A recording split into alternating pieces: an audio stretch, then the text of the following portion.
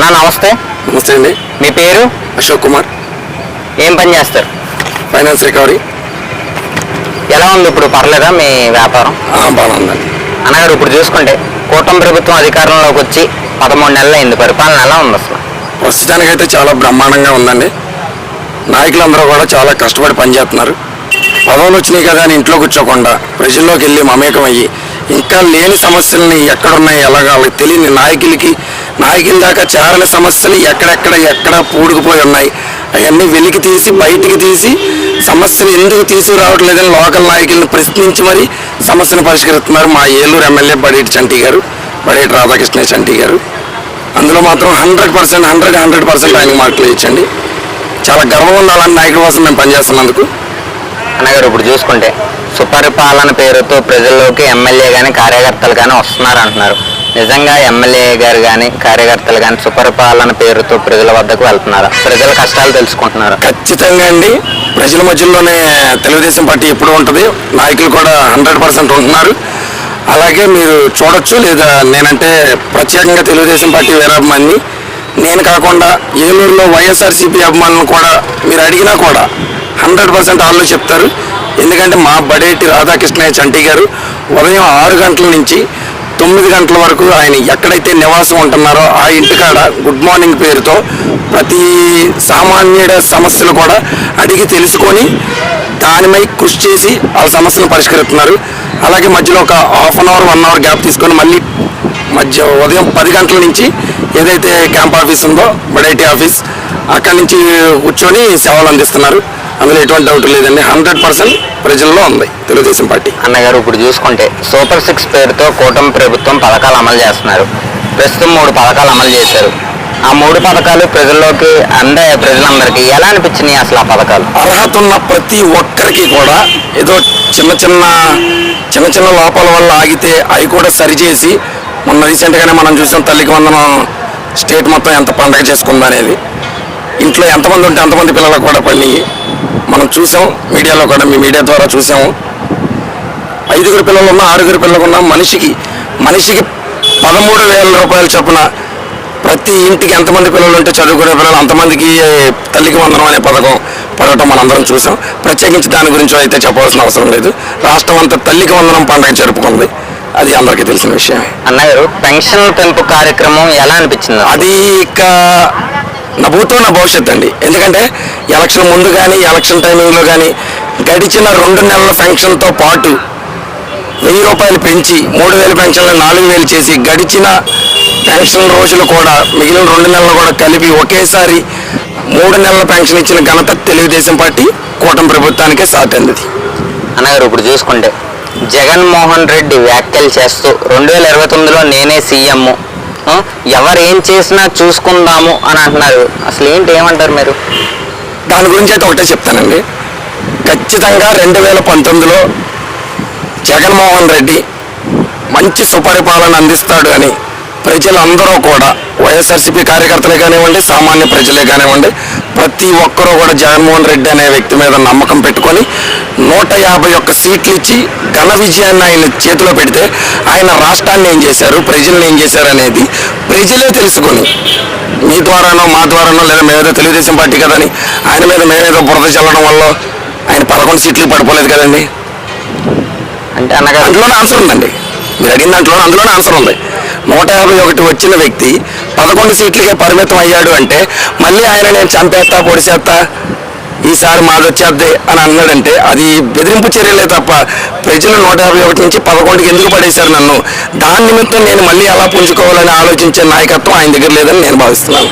అన్నగారు ఇప్పుడు చూసుకుంటే కనుక జగన్మోహన్ రెడ్డి గారు కొత్తగా ఒక యాప్ను ప్రవేశించడం జరిగింది.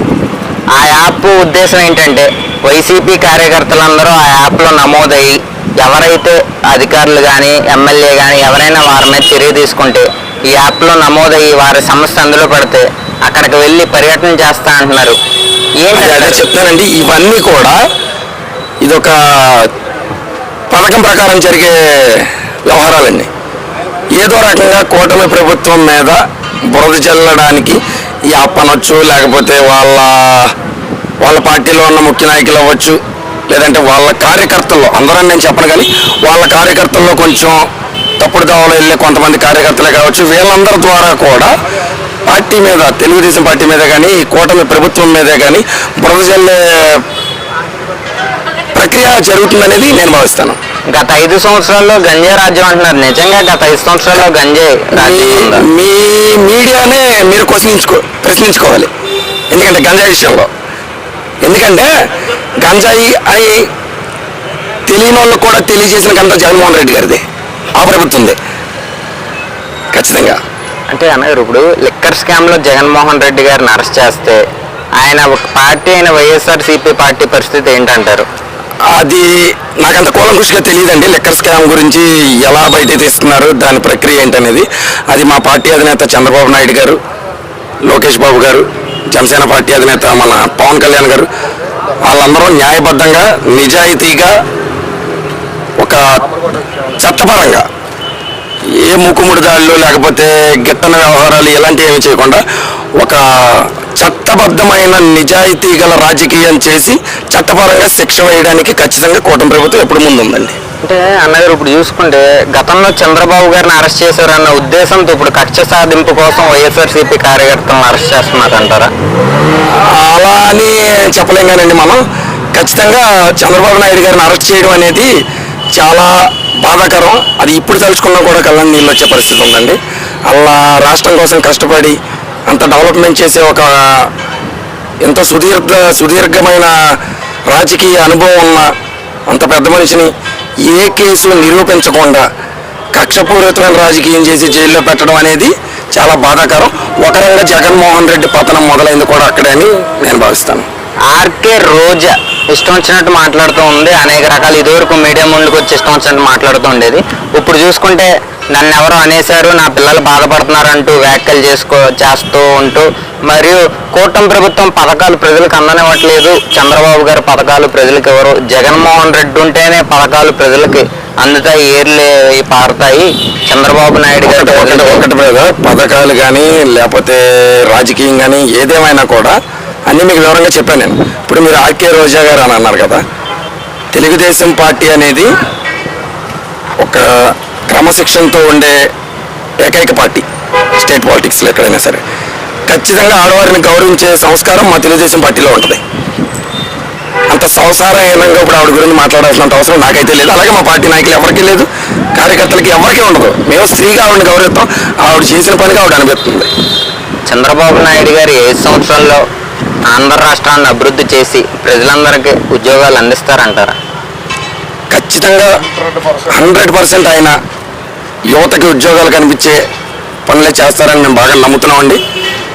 కొన్ని చూస్తున్నాం ఆల్రెడీ, ఉద్యోగాల నిమిత్తం ఆయన తీసే పోస్టులు కానీ అవి కానీ. అందులో కూడా మళ్ళీ రికమెండేషన్లు అలాంటివి ఏమీ లేకుండా మెరిట్ ఉన్న స్టూడెంట్లే, కేవలం మెరిట్ ఉన్న స్టూడెంట్లకే ఈ అర్హత దక్కాలి అన్నట్టుగా ఆయన వైఖరి చాలా గొప్పగా ఉంది. అంటే నేను ఆయన గురించి మాట్లాడే అంత గొప్పవాడిని, పెద్ద అంత వయసు కూడా లేదు, కానీ నాకు ఖచ్చితంగా ఆయన మెచ్చుకోవాల్సిన విషయం ఇందులో ఎంతైనా ఉంది. 100కి ఎన్ని మార్కులు ఇస్తారు ఈ కూటమి ప్రభుత్వానికి? నేనైతే 100కి 99.9 ఇస్తానండి. ఆ 0 పాయింట్ ఎందుకని ఆపానంటే ఇంకా 3 years పరిపాలన ఉంది కాబట్టి, 3 yearsలో ఇంకా అద్భుతాలు జరిగితే అప్పుడు 100కి 200 ఇద్దామని ఇప్పుడు అలా ఇచ్చాను. థ్యాంక్స్. ఓకే.